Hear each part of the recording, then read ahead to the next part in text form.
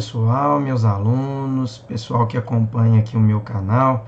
É com alegria que hoje faço esse vídeo a respeito das federações partidárias, que com certeza será um tema aí bastante pedido nas provas, né, nos vestibulares desse ano.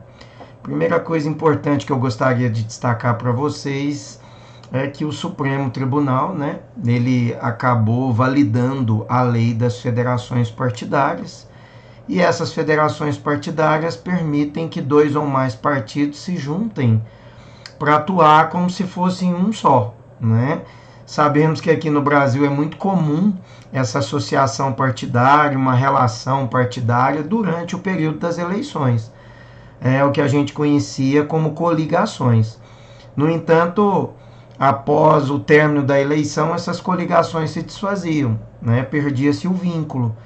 E agora, com a lei das federações partidárias, nós vamos ter algumas diferenças e é importante a gente destacar nesse vídeo. Então, vocês fiquem comigo até o final e não esqueçam de curtir para que a gente possa estender esse vídeo para mais pessoas, tá? Um dos grandes exemplos que nós vimos recentemente de coligação, de associação partidária, foi o caso da ex-presidenta Dilma com o ex-presidente Michel Temer, que é do PMDB, a Dilma do Partido dos Trabalhadores, que se juntaram na eleição em 2010 e essa chapa então fora eleita, né?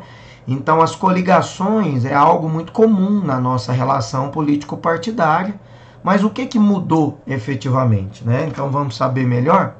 Mas antes da gente apresentar essas mudanças, é importante aqui a gente fazer um pequeno histórico para entender como que se chegou às federações partidárias.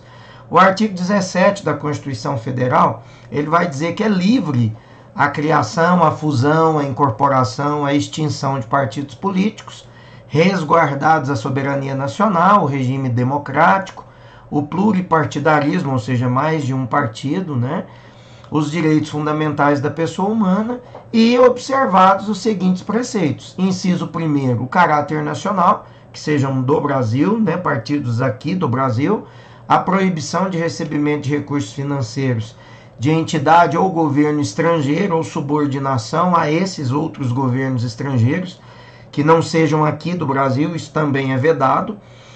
O inciso 3º vai dizer que é também importante se observar a prestação de contas à Justiça Eleitoral desses partidos. E o inciso 4º, o funcionamento parlamentar de acordo com a lei, né? Então, a Constituição Federal, quanto às leis infraconstitucionais, aquelas que são complementares à Constituição, elas regulamentam, estabelecem os requisitos para o funcionamento dos partidos políticos, né?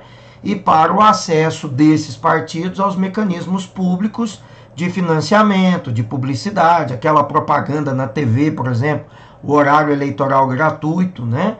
Assim como o funcionamento parlamentar. Tudo isso é definido pela Constituição, pela lei, pelas leis infraconstitucionais. Uma delas é a própria lei eleitoral, né?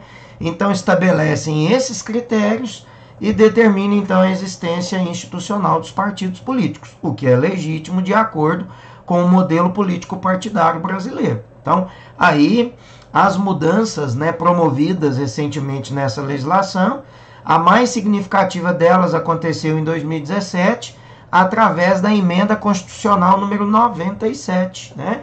Guardem esse número. A emenda constitucional 97, ela proibiu as coligações, aquelas associações de partidos para fins eleitorais, só que quando terminava a eleição se desfazia as coligações, não havia um vínculo, né?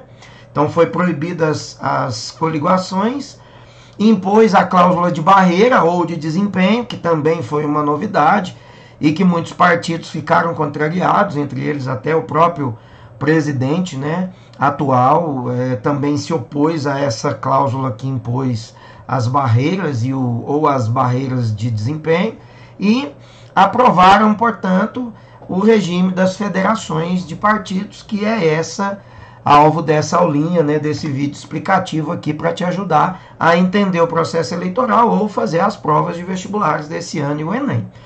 Então, essa proposta das federações de partido, ela foi aprovada em 2017 no Senado Federal, mas depois levou algum tempo, né? Somente em 2021 é que ela foi aprovada pela Câmara. No entanto, o presidente Jair Bolsonaro ele vetou parte, né, dessa lei, uma boa parte dela, e no entanto, no último dia 27 de setembro de 2021, o Congresso Nacional derrubou o veto então presidencial, e essa lei foi publicada no Diário Oficial. E essa lei, então, tem o número de 14.208, de 28 de setembro de 2021. Essa é a famosa lei, então, das federações partidárias, né? E aí eu volto àquela pergunta inicial que eu havia feito para vocês. Qual que é a diferença das antigas coligações com as federações atuais e que vai funcionar agora nessa eleição de 2022? O tempo de duração. Conforme eu já tinha falado para vocês, as coligações se desfaziam assim que terminasse o processo eleitoral. E agora, com as federações, não. Elas vão perdurar por 4 anos, o período, então, do mandato daqueles que serão eleitos ou daquelas que serão eleitas nesse último pleito eleitoral, que acontece o primeiro turno em 2 de outubro, né, desse ano. Então, enquanto as coligações valiam muito só por o período eleitoral e depois, um dia depois, se desfaziam, essa das federações vai durar por 4 anos, né? O que é de bom nisso? A ideia de que os partidos que vão fazer uma federação tendem a ser próximos nas ideologias político-partidárias, o que evita aquele jogo do toma lá da cá, o interesse político-partidário, aqueles partidos, né, de aluguel, que entram ali para poder receber o horário eleitoral, a verba partidária para fazer a campanha, mas que acabam repassando esses fundos para outros partidos maiores. Então a ideia da ideologia afim é muito importante para a segurança do processo democrático, porque nós vamos ter partidos que vão se organizar numa federação por 4 anos, o que garante que terão mais transparência, que será mais legítimo, que terão um fim de um casamento, né, mais duradouro, com objetivos claros e concretos daquilo que esses partidos unidos na federação pretendem alcançar. Então é muito mais relevante do que aquelas coligações que se desfaziam com a eleição, muito mais voltada para interesse, para voto ou para recursos econômicos, para que se fossem utilizados durante a campanha. Então, esse é um elemento importante. Um ponto desfavorável é que se as federações não forem feitas por um legítimo interesse ideológico, afinidades ideológicas, é mais ou menos como você ficar casado com alguém que você não ama, que não tem afinidades. Então teria que ficar casado por 4 anos numa relação desgastante, porque não há ali um interesse legítimo, comum, né, identidades entre ambos que justifiquem essa união por 4 anos. Então, nesse aspecto é negativo, portanto, é aconselhável que as federações se juntem em afinidades ideológicas e político-partidárias. É importante que a gente também observe ao votar se as federações que forem criadas para o próximo pleito eleitoral encontrem identidade nos seus estatutos partidários, nos seus programas políticos. A gente vai ter que dar uma estudada na vida pregressa dos candidatos que se juntaram naquela federação para a gente entender se há mesmo uma correspondência de identidade política, de identidade ideológica, o que garante que o nosso voto, por exemplo, seria muito mais bem aproveitado, né? Então, essas vantagens das uniões ideológicas com proximidade, com validades, né, democráticas, fortalecendo o sistema partidário como um todo, né? Nós já sabemos que Chile, Portugal, Uruguai tiveram esse modelo das federações e deu muito certo nas recentes eleições do ano passado. Isso deu muito certo nesses 3 países e nós acreditamos que as experiências similares aqui também no Brasil possam ser acertadas, possam trazer um fortalecimento do nosso regime democrático, né? Então, por enquanto, são 12 partidos que estão interessados nesse novo modelo das federações, né, de partido.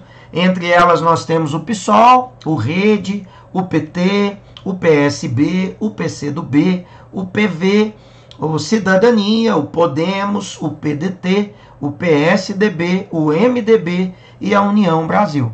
Esses já definiram que pretendem fazer esse regime das federações partidárias, e nós vamos ter que aguardar por alguns meses ainda, provavelmente em abril, nós já vamos ter o desenho dessas federações todas ajeitadas para que a gente entenda qual partido se uniu ao outro nesse processo de federação para as eleições de 2 de outubro.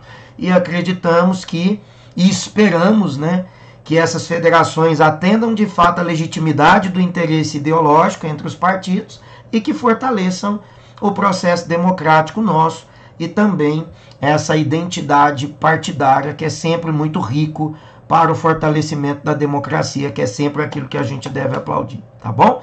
Eu espero que esse vídeo tenha te ajudado e espero que você me aguarde em eventuais vídeos que nós vamos fazer ao longo desse ano. Não esqueçam de curtir e eu espero vocês no próximo vídeo. Um abraço carinhoso a cada um e a cada uma de vocês.